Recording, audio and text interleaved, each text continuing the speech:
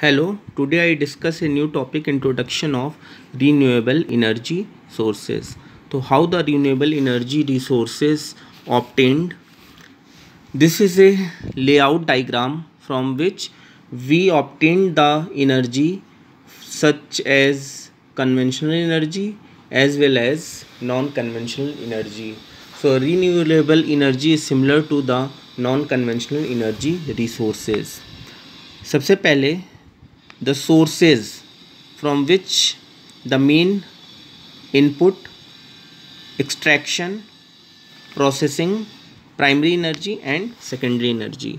तो coal it comes from the mines, then preparations to make a powder, and then after purification the coal is to be directly burned, and in the boiler the steam is to be generate from the boiler. When the boiler is heating at a superheated temperature and pressure, then the thermal energy is to be obtained. In the next is the hydro. Hydro is also a conventional energy by which the direct water comes from a height, and it when goes in lower height, then this potential energy is converted into the kinetic energy by which we obtain the power. Third one is the nuclear energy. From the mining areas, some nucleant is to be there, the enrichment process is to be done, and then we obtained the electricity by the medium of power station. Then natural gas, जो gas well है उसमें treatment के process के through, power station के through electricity. Petroleum oil का well है, cracking and refining करेंगे तो इससे LPG, petrol, diesel, petrochemical, natural gas, thermal station के थ्रू, पावर स्टेशन के थ्रू इलेक्ट्रिसिटी मिलेगी. So these schematic layout is the conventional method to obtain the electrical energy. So here in which there are the limited source of the coal, natural gas, oil. We know that after a large uses of the petrol, oil and gases, after some years that the quantity of the petroleum gas and coal is to be vanished. So in the place of conventional energy we obtained a renewable energy sources in which the energy is to be obtained by the natural renewable form. This is the total global energy source calculation by which it indicates that how the energy is to be obtained. It means that this is the coal percentage, 60.8% the energy is obtained from the coal. It means that अगर overall global की हम बात करें तो कोल से जो electricity है वो सबसे ज़्यादा पूरे वर्ल्ड में बनाई जाती है. अगर हम उसके बाद की बात करें तो 13% रीन्यूएबल एनर्जी है, 15.3% हाइड्रो एनर्जी है, 21% न्यूक्लियर एनर्जी है एंड 0.4% जो है लेसर डीजल से ही एनर्जी मिल रही है, एंड नेचुरल जो एनर्जी है that is obtained into the different percentage allocations. Next is the renewable energy और नॉन रिन्यूएबल एनर्जी में बेसिक डिफरेंस है क्या. जो आपका नॉन रिन्यूएबल एनर्जी है जिसको हम एक बार यूज़ करने के बाद फिर से हम रीन्यू कर नहीं सकते हैं, जैसे कोल है, कोल बर्न हो गया तो हम उससे फिर से एनर्जी को जनरेट नहीं कर देंगे क्योंकि एक बार कोल बर्न होने के बाद फिर वो हमारे लिए वेस्ट हो जाएगा. लेकिन रीन्यूएबल मतलब जो हमें बार बार एनर्जी को जिसके थ्रू हम ऑब्टेन कर पाएँ, इसी को हम कहते हैं NCR, non conventional energy resources. तो in the renewable energy, the energy is obtained from sources that are essentially inexhaustible. Example of the RER: wind power, solar power, geothermal energy, tidal power, hydroelectrical power. The most important factor of the RER is that it can be harnessed without release of harmful pollutants.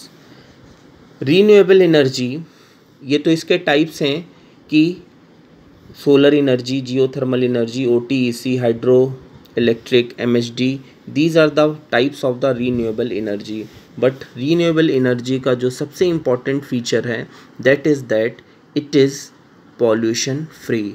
So by the conventional method, either we can say that by non renewable energy, that when the energy is to be obtained, that there are some form of the waste gases which are human hazardous, so it is replaced and a new form of energy into the era of 1980s, that a replacement of the conventional energy somehow is to be possible, that it takes a place of renewable energy.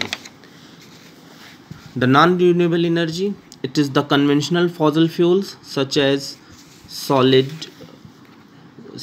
fossil fuels in the fossil fuel liquid, coal, gas such as coal, oil, which are likely to be deplete with time. धीरे धीरे time के साथ ये चीज़ें जो हैं वो deplete होने लगेगी.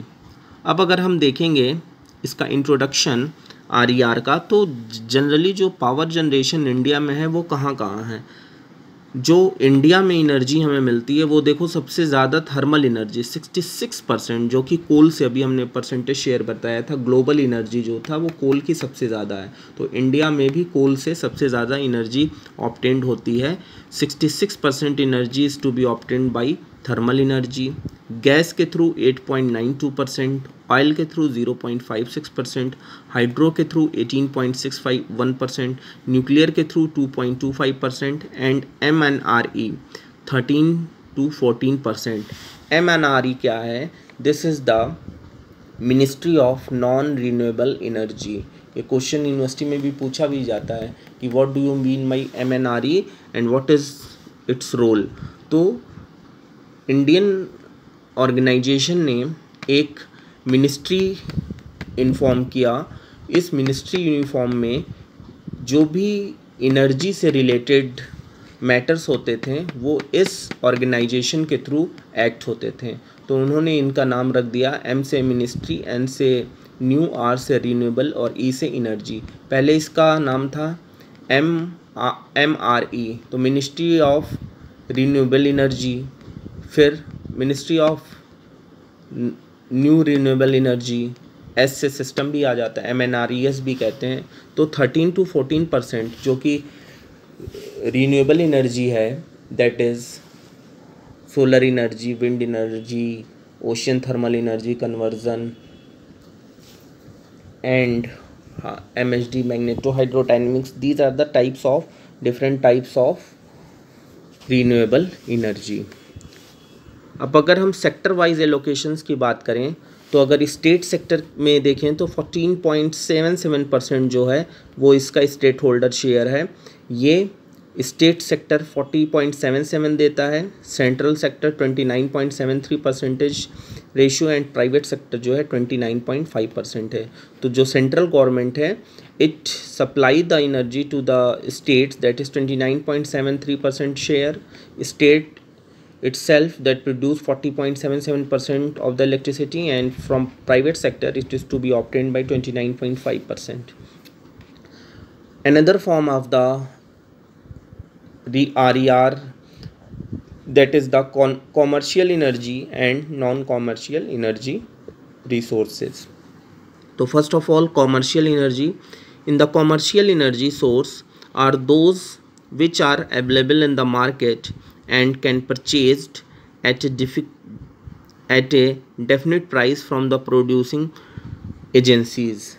Commercial and non-commercial. तो बेसिकली जैसे हम लोग जानते हैं कि कॉमर्शियल वो चीज़ें होती हैं जो कि हम लोग easily by paying some money we obtain the product. तो similarly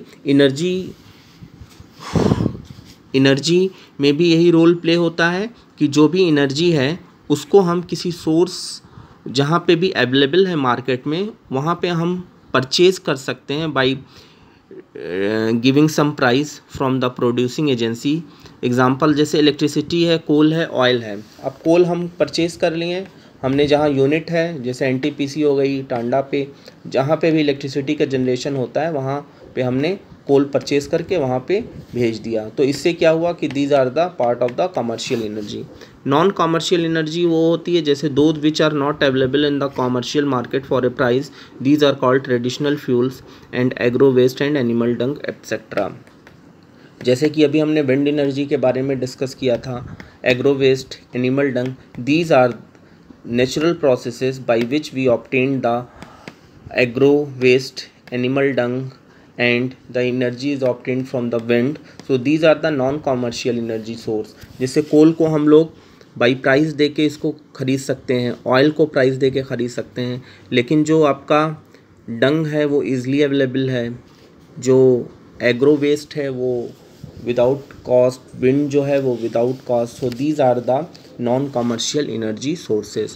So in the today video lecture we discuss about that how the renewable energy sources is to be comes in place of the conventional energy system, and basically the main function of the any energy source is to be obtained the electricity, but the amount of the coal is minimum, oil and gases these are in the limited amount, so there are some necessity that a alternative must be there that how to obtain the renewable energy sources. So in this lecture we discuss about only the basic introduction of renewable energy. Thank you.